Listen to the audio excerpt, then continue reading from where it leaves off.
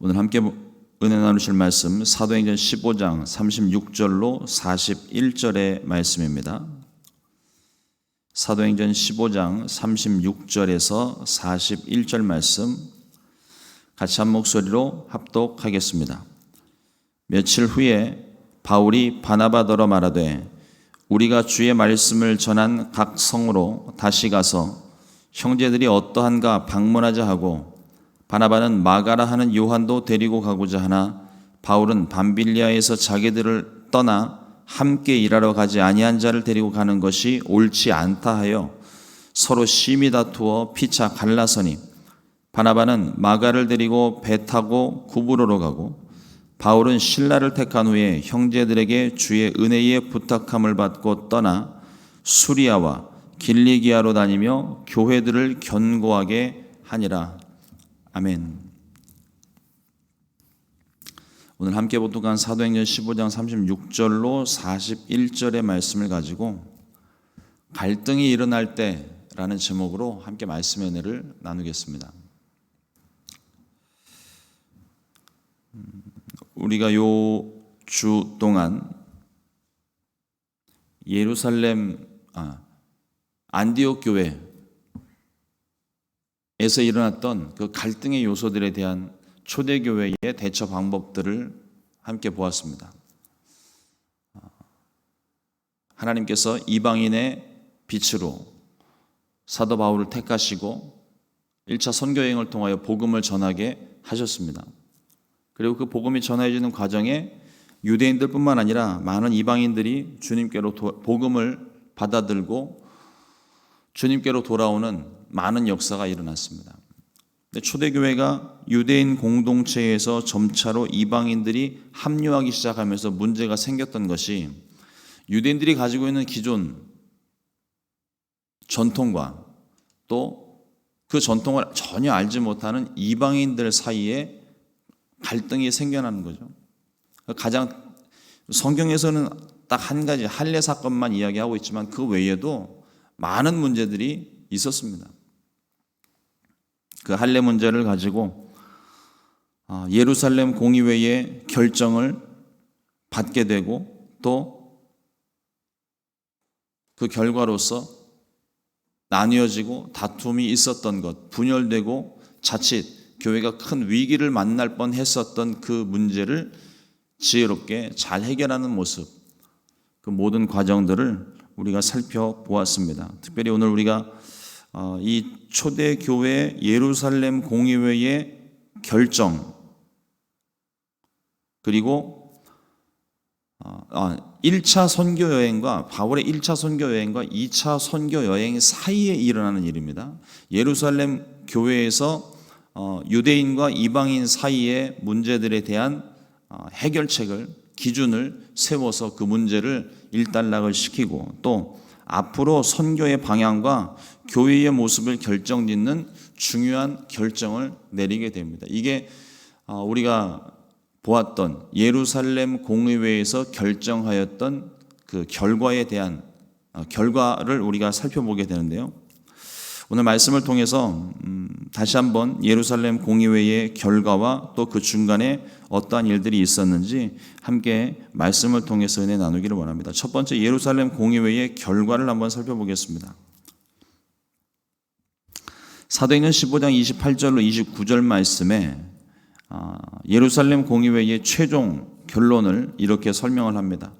성령과 우리는 이 요긴한 것 외에는 아무 짐도 너희에게 지우지 아니하는 것이 옳은 줄 알았노니 우상의 제물과 피와 목매어 죽인 것과 음행을 멀리할지니라 이에 스스로 삼가면 잘되리라 평안함을 원하노라 하였더라. 예루살렘 공의회의 중요한 결정사항은 4가지입니다. 우상의 이방인일지라도 믿음으로 구원받은 사람은 우상에게 바친 제물, 생명이 있는 피, 목매어 죽인 부정한 것과 주께서 가증히 여기시는 음행을 멀리해야 됩니다. 이 외에 이 4가지 것 외에 유대인들에게 적용되고 있었던 율법적인 요소들을 더 이상 강요하지 않겠다는 거예요. 물론 율법적인 것들을 강요받지 않는다 할지라도 거룩함은 잃어버리면 안 됩니다. 그리스도인으로서 살아갈 때, 하나님을 믿는 백성으로 살아갈 때 이런 관습적이고 문화적인 것들 외에도 하나님 앞에 범죄하는 일들에 대한 건 당연히 금지가 되는 것이죠. 다만 문화적인 측면에서 허용되는 범위, 복음에 반하지 않는 범위 안에서만 허용되는 것들이라는 거예요. 이 결정을 가지고 바울과 바나바가 안디옥으로 다시 돌아오게 되고, 이때 그러니까 예루살렘 공의회의 결정을 안디옥 교회에 전하기 위해서 바울과 바나바가 처음에 예루살렘으로 가서 의견을 냈었고, 이제 그 결과물을 가지고 다시 안디옥으로 돌아오게 됩니다. 이때 유다와 실라도 함께 안디옥으로 와서 예루살렘 공의회의 결정을 전달을 했습니다. 문제 해결을 위해 예루살렘 교회가 유다와 실라를 파송을 했죠. 예루살렘 교회의 이 결정이 공신력 있는 결정이고 권위가 있는 결정임을 확인시켜 주기 위해서 그들이 함께 동행을 한 것입니다. 특별히 32절 말씀에 보게 되면 유다와 실라가 선지자더라라는 표현을 사용하고 있습니다. 이 유다와 선지자가 어떤 선지자일까? 예수님 믿고 신학을 시작한 이래로 유다와 실라가 선지자였다는 말은 이번에 저도 처음 알았어요. 그러니까 말씀을 보면서도 별로 주의 깊게 오직 바울에만 관심을 갖고 있다가 이번에 말씀을 보니까 유독 그 선지자라 하는 그 표현이 눈에 확 띄길래 말씀을 얼른 찾아봤더니 이 선지자라는 말이 우리가 알고 있는 대로 뭐 이사야나 예레미야나 이렇게 큰 선지자들, 구약 시대에 하나님 말씀을, 예언의 말씀을 전하고 말씀을 기록했던 그 선지자들도 선지자지만 선지자의 또 다른 한 면이 무엇이냐면 덕을 세우며 권면하는 사람을 가리킬 때 쓰는 말이 이 선지자라는 표현입니다. 그러니까 예루살렘, 그러니까 유대인과 이방인들 사이의 갈등의 문제, 특별히 할례로부터 시작이 되었던 이 갈등의 문제를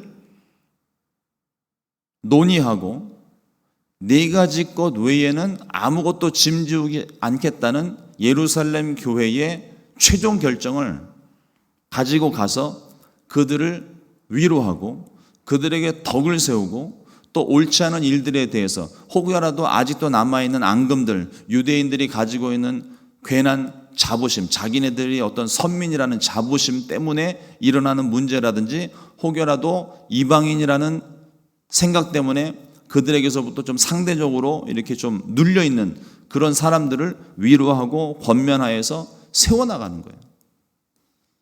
이 사명을 가지고 유다와 실라가 안디옥으로 돌아오게 된 안디옥으로 갔던 것입니다.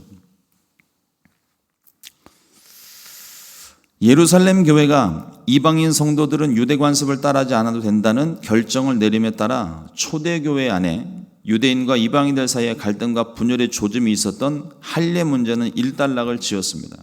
그리고 유대인과 이방인들 사이에 하나 되는 역사가 나타났어요. 이게 성령의 역사입니다.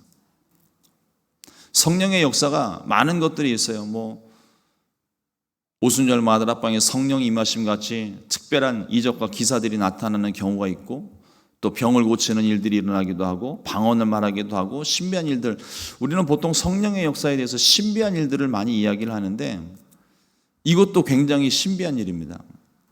유대인과 이방인이 하나가 될 수 있다는 것, 이게 우리가 생각하는 것처럼 그렇게 쉬운 일이 아닌 거예요. 유대인들은 이방인을 사람 취급을 아예 하질 않고요. 이방인들은 유대인들을 그냥 싫어합니다. 그런데 이 둘이 성령이라는 한 가지 이유만으로 그들이 하나가 되고 화합을 했다는 거예요. 이게 성령의 놀라운 능력인데 성령께서 계시는 곳에 나뉘어진 것이 하나 되는 역사가 일어납니다. 우리나라 초대교회 가운데에도 이런 일들이 있었죠. 복음이 전하여지고 예수를 믿는 일이 생겼는데 처음에는 양반과 상인이 함께, 평민이 함께 예배 드리는 일이 없었어요. 근데 어느 순간 회개하고 깨닫기 시작하면서부터 그 당시 조선시대 말기에 그 신분 문제가 얼마나 컸습니까? 그런데 그 가운데 복음이 전해지면서 양반과 상인들이, 평민들이, 또 노비들이 함께 예배드리는 일들이 기록으로 남겨져 있고, 또 우리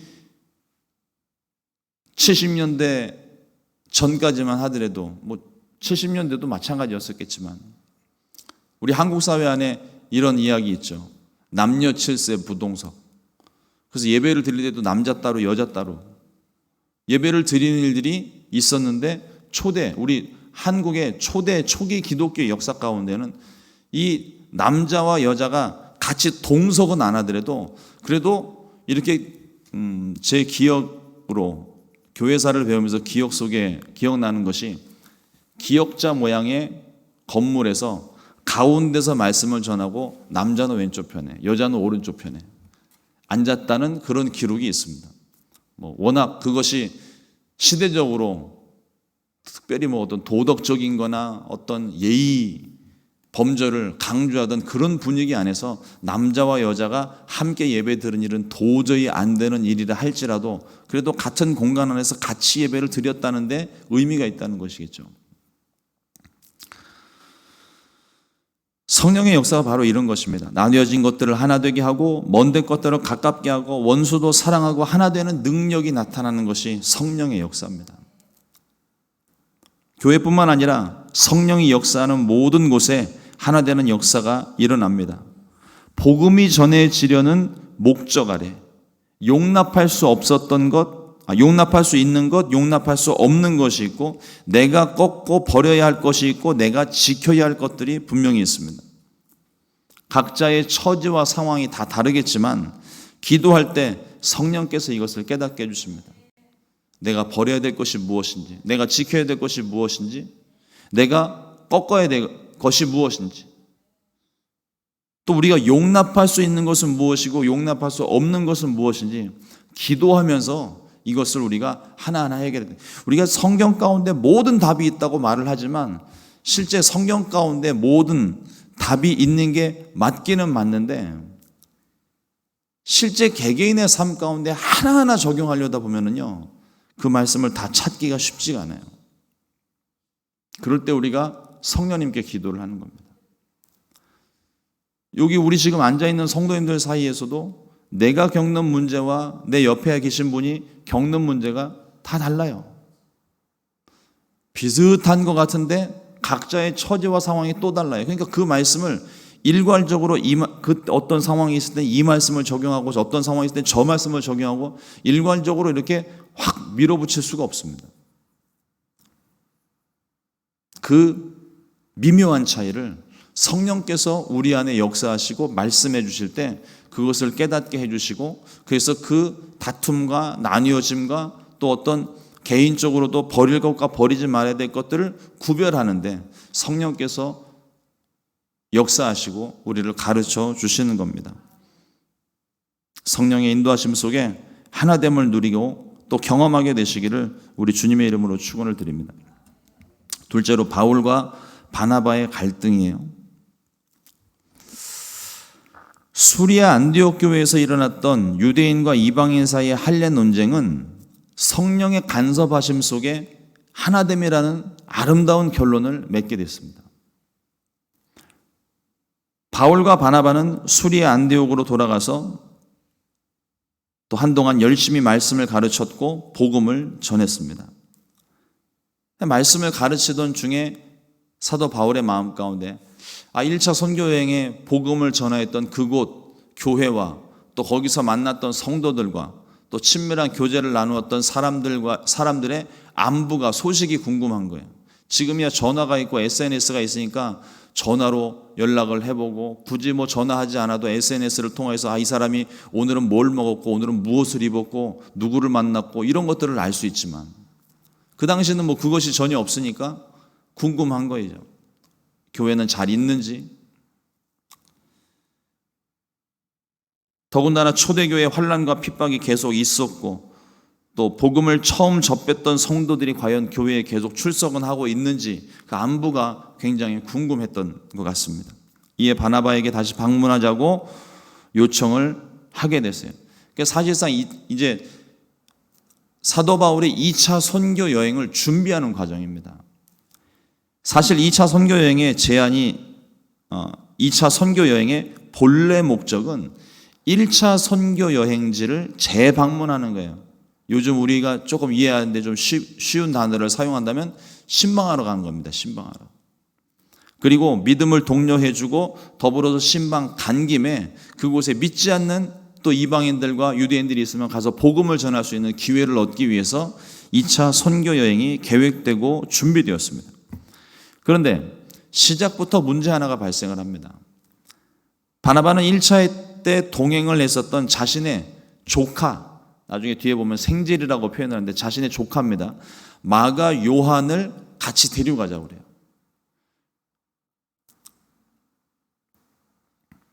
그런데 바울은 마가 요한과 함께 갈 수 없다고 단호하게 거부를 합니다. 중간에 별다른 이유 없이 1차 선교 여행을 가다가 구브로 섬에서 복음을 전하고 육지로 도착하자마자 마가 요한이 다시 예루살렘으로 돌아갑니다. 이 두 주장이 마가 요한 하나를 놓고 데리고 가자, 그럴 수 없다, 이 두 주장이 팽팽하게 맞섭니다. 성경에 보면 그냥 다툰 게 아니라 심히 다투었다고 표현하고 있어요. 그러니까 바울 입장에서는요, 굉장히 단호한 거예요. 바나바와 바울의 나이 차이가 꽤 납니다. 그래서 우리 얼마 전에도 말씀 볼 때 기적이 일어나니까 하나는 제우스, 하나는 헤르메스 나뉘어지게 된 것이 바나바가 사진을 볼 수는 없지만 백발이 성성했는지 나이 많은 티가 나니까 제우스의 비유를 하고 바울은 헤르메스의 비유가 됐던 게 바로 그런 이유거든요.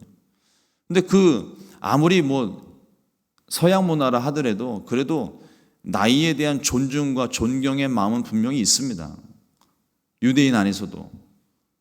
그럼에도 불구하고 어르신이 얘기를 하는데 단호하게 이건 아니다, 있을 수 없는 일이다, 심히 다투었다고 성경은 기록을 합니다. 마가 요한은 1차 선교 여행 당시 함께 출발을 했지만 어떤 이유에선지는 정확하지 않지만 중간에 예루살렘으로 돌아갔습니다. 추정만 있을 뿐입니다. 성령 충만하고 또 예수님의 말씀에 능통한 사도 바울이라면 웬만했으면 그리스도의 사랑으로 용서하고 품에 안았을 법도 한데 사도 바울의 서신서들을 보게 되면 그 흐름이 나오잖아요.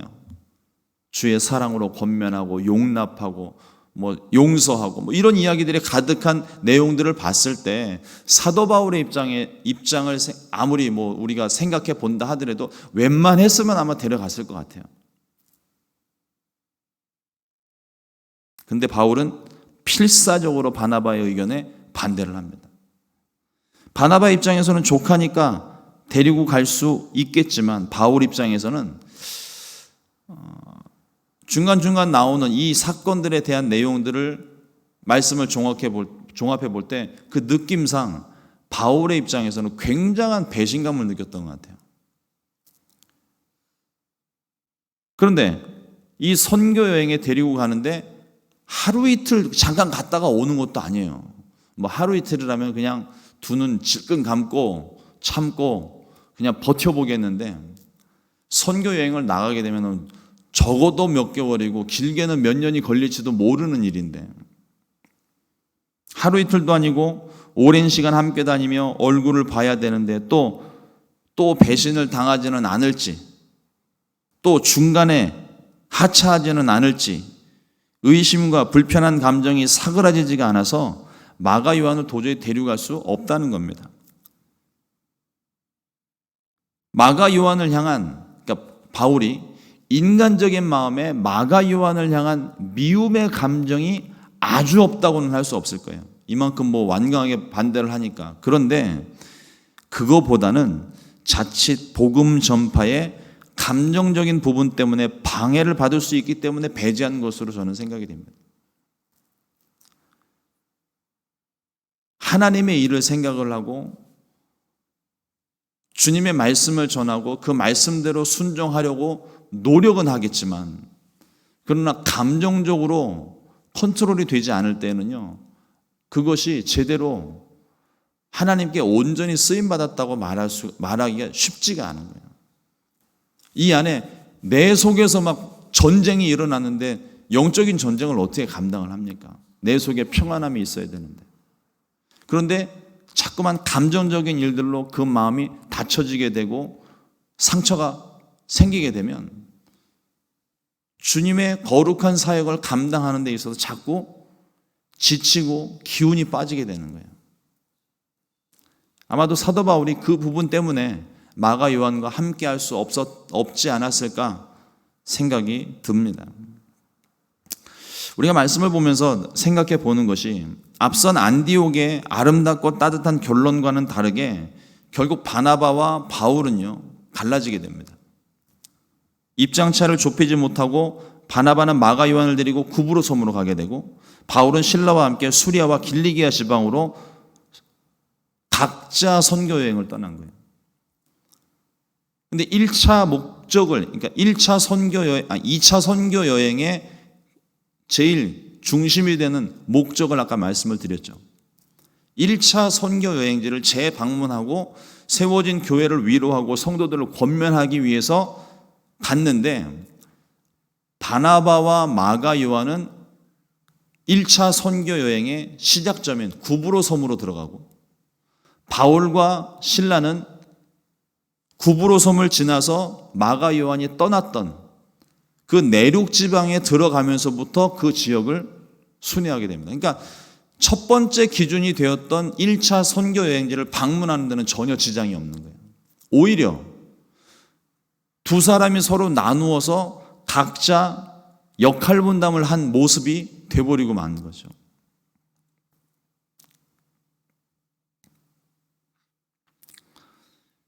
연합을 위해서는 최선을 다해야 됩니다. 감정적인 부분 내려놓고, 또 고집도 내려놓고, 내 생각도 내려놓고, 함께 할 수 있는 방법, 연합할 수 있는 방법, 하나 될 수 있는 방법을 찾아야 됩니다. 그런데 복음과는 상관없는 좁힐 수 없는 의견이 있다면, 이것이 특별히 복음에 반하는 사건이 아니라면, 반하는 일이 아니라면 서로의 입장을 존중해주고 각자 사역을 진행하는 것도 한 방법이 됩니다. 마가 요한의 경우, 마가 요한이 함께 가고 안 가는 것이 복음 전파에 심각한 영향을 미치질 않아요. 겉으로 보여지는 모습은 갈등과 분쟁, 그래서 분열되는 결론처럼 보였지만 결국 성령께서 각각의 선교지로 보내시고 합력하여 선을 이루셨습니다. 보다 효율적으로 더 많은 곳을 돌아보며 복음을 전하게 하셨고, 바울의 경우는 2차 선교 여행 당시 마게도니아 지역으로 건너가서 더 많은 곳을 더 멀리 돌아보며 복음을 전할 수 있도록 길을 열어 주셨습니다. 우리가 오늘 말씀을 통해서 한 가지, 특별히 2차 선교여행을 떠나는 직전에 있었던 이 사건들을 통해서, 그것도 바로 직전에 예루살렘 교회의 아름답게 하나 되는 모습과는 달리 서로 나뉘어져서 흩어진 모습, 이 두 가지 양상의 모습을 보면서 우리가 얻게 되는 것이 하나 있습니다. 교회 안에 서로 다른 의견이 있을 수 있습니다. 다른 의견일 수도 있고 틀린 의견일 수도 있어요. 그런데 이 문제를 놓고 감정적으로 대립되지 않도록 주의해야 됩니다.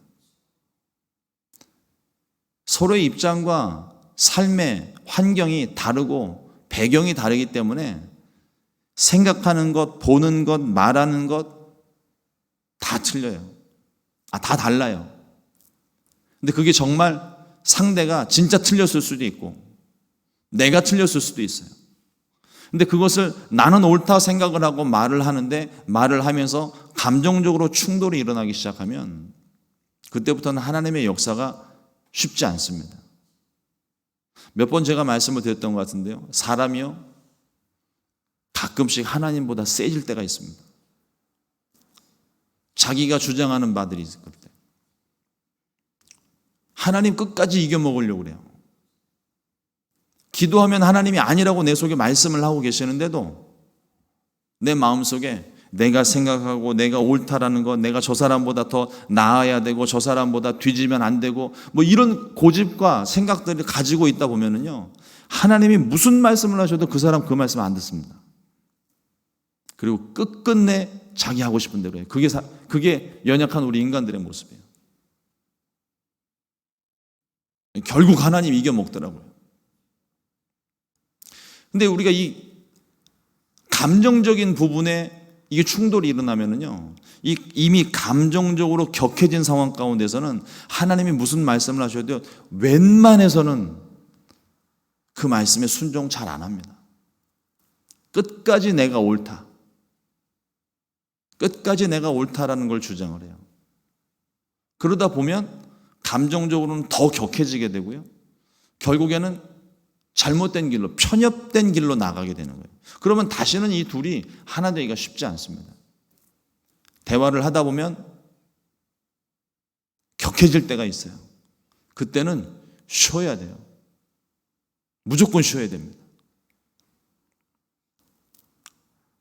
많은 경우에 문제 해결을 위해서 대화를 시작했지만 감정적으로 끝나는 경우들이 의외로 많습니다.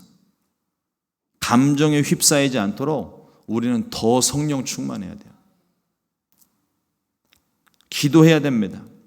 시간이 좀 걸리겠지만 겸손히 기다려주고 침착하게 들어주고 상대의 감정이 상하지 않도록 배려해 줘야 돼요.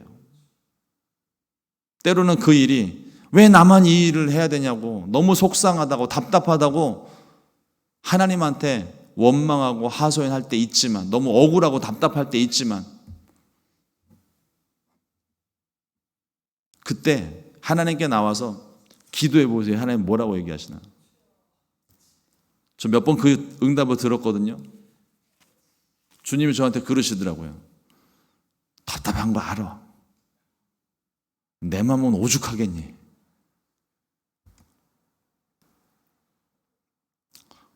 하나님도 답답하신 거예요.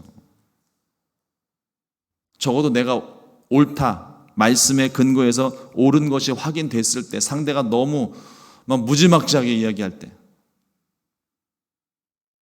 하지만 그것을 인하여 분열되고 나누고 다투는 것보다 기다려주고 더디 갈지라도 참아주는 것이 그게 주님의 뜻입니다. 고린도전서 13장 4절로 7절 말씀에 사랑에 대해서 이렇게 말씀합니다. 사랑은 오래 참고, 사랑은 온유하며 시기하지 아니하며, 사랑은 자랑하지 아니하며 교만하지 아니하며 무례히 행하지 아니하며 자기의 유익을 구하지 아니하며 성내지 아니하며 악한 것을 생각지 아니하며 불의를 기뻐하지 아니하며 진리와 함께 기뻐하고 모든 것을 참으며 모든 것을 믿으며 모든 것을 바라며 모든 것을 견디느니라. 모든 교회와 성도들에게 가장 중요한 것 한 가지를 꼽는다면 사랑입니다. 일이 성취되는 것도 중요하지만 성취되는 것보다 더 중요한 것이 사랑이에요. 그 안에 하나님의 사랑이 있는지, 주님의 사랑으로 이웃을 사랑하고 있는지, 그 사랑하는 마음으로 위로하고 격려하는 마음이 있는지 항상 우리가 이것을 점검해야 됩니다. 성령의 열매 가운데에도 사랑이 제일 먼저 나와요. 그리고 믿음, 소망, 사랑 중에도 제일 중요한 게 사랑이라고 그랬습니다. 초대교회 에베소 교회처럼 사랑이 없어서 율법적이 되어서도 안 되고 무조건적인 사랑 때문에 죄까지 용납해도 안 되는 일입니다. 분별력 있는 사랑으로 은혜로 충만해지고 생명으로 풍성한 교회가 되기를 주님의 이름으로 축원합니다. 오늘 하루도 수많은 일들, 수많은 사람들을 우리가 만나고 경험을 하게 될 때 지혜롭고 분별력 있도록 성령의 간섭하심을 구하시고 그 음성에 순종하여 오늘도 저와 여러분들의 삶의 모든 자리에서 하나 되게 하는 역사, 그리고 각각의 일들을 할지라도 그 안에 하나님의 선한 역사만 가득할 수 있게 되기를 주님의 이름으로 축원합니다. 기도하겠습니다.